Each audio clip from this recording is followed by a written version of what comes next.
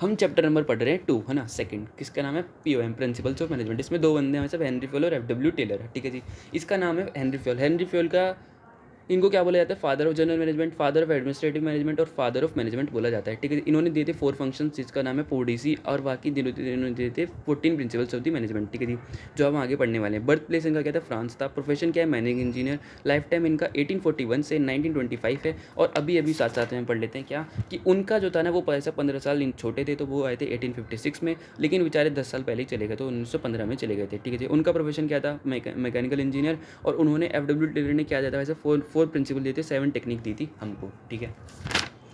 अब हम इनके हेनरी फ्योल के हम 14 प्रिंसिपल पढ़ने वाले हैं, ठीक है जी। सबसे पहले आता है डिवीजन ऑफ वर्क, ठीक है जी। तो डिवीजन ऑफ वर्क जो है ना, उसमें क्या किया जाता है, उसमें जो टोटल वर्क होता है ना, उसको स्मॉलर यूनिट में डिवाइड कर दिया जाता है, जिसको बोला जाता है टास्क इज जॉब, है ना। और इसका आउटकम क्या होता है, इसका आउटकम होता है स्पेशलाइजेशन आ जाता है, वैसा है ना। और जैसे हम एग्जांपल लेते हैं, हम इसका जो NCERT का एग्जांपल है, वो बैंक में जैसे होता है, कि जो बैंक का होता है ना, उसमें एक कैश रिसीवर होता है, और कैश भाई साहब जो पेमेंट कर रहा होता है ना, वो 2 बंदे होते हैं, तो उनको अलग अलग कर दिया जाता है, ताकि भाई दिक्कत नहीं आए, और ताकि स्पेशलाइजेशन आ जाए, ठीक है जी, काम एफिशिएंसी के साथ हो जाए। स्पेशलाइजेशन जाता है, ये हो जाता है, स्मॉल यूनिट को टास्क और जॉब बोला जाता है।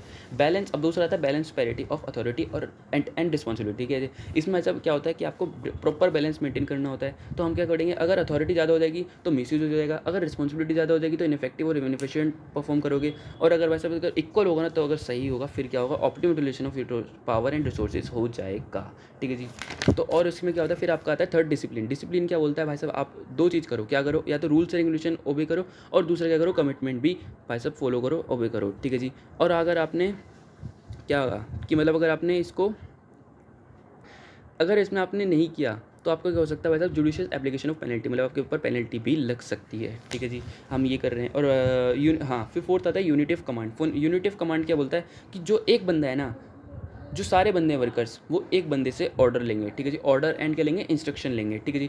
Every worker should receive orders and instruction from one superior only, ठीक है जी। सिचुएशन 1, जैसे हम सेल्स मैन है, वो मार्केटिंग मैनेजर से ले रहा है, तो यूनिट ऑफ कमांड है। लेकिन अगर वो मार्केटिंग मैनेजर और फाइनेंस मैनेजर से दोनों से ले रहा है, तो दिक्कत आ सकती है, क्योंकि वो बोलेगा पैसा पैसे कम लगाओ, मार्केटिंग मैनेजर बोलेगा सेल थोड़ा हो, ठीक है। Unity of direction, unity of direction में क्या होता है, वैसा आपको एक ही दिशा में चलना होता है, मतलब जो प्रिंसिपल या फिर जो मैनेजर का एक प्लान है, उसी के हिसाब से आपको चलना है, ठीक है जी। One head one plan. तो this principle implies that there should be one head one plan for a group of activities having the same activities, ठीक है जी। आपको एक ही डायरेक्शन में भागना है, अलग अलग नहीं भागना है। 6 आता है इक्विटी। इक्विटी में क्या होना चाहिए भाई साहब, कोई भी डिस्क्रिमिनेशन नहीं होना चाहिए एम्प्लॉइज के बीच में, जैसे कि रिलीजन, कलर, कास्ट वगैरह, ये सब बिलीफ वगैरह, नेशनलिटी वगैरह, ये सब होना चाहिए इक्विटी में, ठीक है। तो आपका सही रहेगा काम।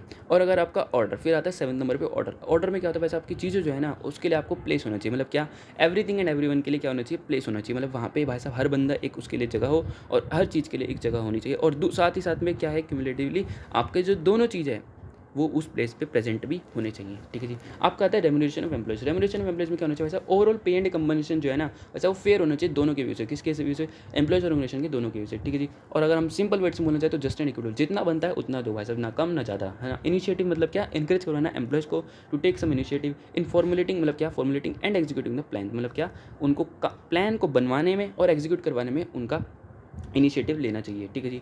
और देयर शुड भी इफेक्टिव सजेशन, मतलब क्या, इफेक्टिव सजेशन भी होना चाहिए चीज़ों को सही करने के लिए। लास्ट आता है, लास्ट नहीं 10th नंबर पे आता है सेंट्रलाइजेशन डिसेंट्रलाइजेशन। सेंट्रलाइजेशन क्या बोलता है, सेंट्रलाइजेशन बोलता है सब सारी पावर मैं ले लूँगा, तुम्हें डिसीजन करने नहीं दूंगा, ए बोलता है ना, मतलब ए मतलब उसमें एग्जाम्पल में, है ना। और डिसेंट्रलाइजेशन क्या बोलता है, कि ए जो बोलता है सारी पावर तुम ले लो, सारी डिसीजन तुम लो, अथॉरिटी और रिस्पॉन्सिबिलिटी की, सॉरी, अथॉरिटी एंड रिस्पॉन्सिबिलिटी जो होती है, इसमें सारी पावर किसको दे दी जाती है, बाकी सारे सबऑर्डिनेट्स को दी जाती है। लेकिन क्या, ये प्रिंसिपल क्या बोलता है, ये सब तो मीनिंग हो गया सेंट्रलाइजेशन डिसेंट्रलाइजेशन, लेकिन प्रिंसिपल क्या बोलता है, प्रिंसिपल बोलता है कि वहाँ पे बीच में प्रॉपर बैलेंस होना चाहिए। वैसे ऐसा नहीं कि सेंट्रलाइजेशन ज़्यादा हो जाए, डिसेंट्रलाइजेशन तो मिस यूज हो जाएगा, क्विक डिसीजन मेकिंग हो जाती है और मिस यूज हो जाता है, अगर ऐसा होगा तो ये इसके पॉजिटिव वायलेटिंग इफेक्ट थे।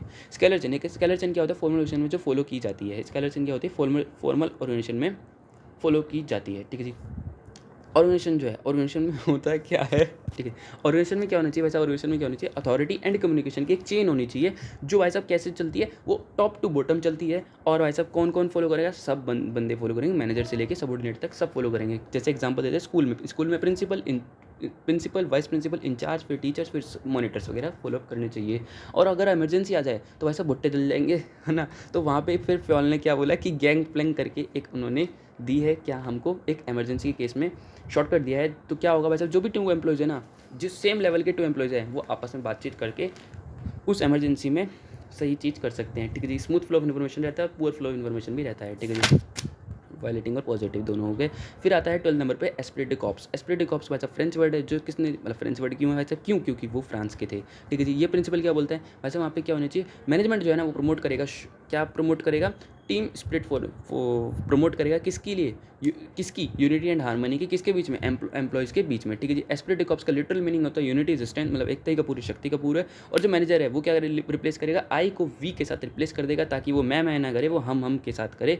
इसमें भाई साहब डेवलप होता है team spirit, lack of team spirit रहता है। तो टीम की फुल फॉर्म है टुगेदर एवरीवन अचीव मोर, ठीक है जी। स्टेबिलिटी ऑफ पर्सनल, स्टेबिलिटी मतलब पर्सनल मतलब क्या होता है भाई साहब, जो बहुत सारी कंपनीज में एम्प्लॉयज़ होते हैं, एम्प्लॉयज़, लेबरर्स और मैनेजर वगैरह जो भी सारे लोग हैं। स्टेबिलिटी मतलब क्या होता है, स्टेबिलिटी मतलब होता है भाई साहब रुकावट मतलब कि उनका आना जाना इतना ज़्यादा नहीं रहे, वो कंपनी में रुके कुछ टाइम पीरियड के लिए। जैसे ये प्रिंसिपल क्या बोलता है, once employees are selected they should be kept at their post position for a minimum fixed tenure, tenure मतलब टाइम पीरियड, ठीक है जी। उनको फायर ना करें, क्योंकि इसमें खर्चा ज़्यादा बढ़ जाता है, खर्चा ज़्यादा अगर फॉलो करोगे तो खर्चा कम होगा, अगर ज़्यादा कर दोगे तो भाई साहब वायलेट करोगे तो ज़्यादा खर्चा होगा, ठीक है जी।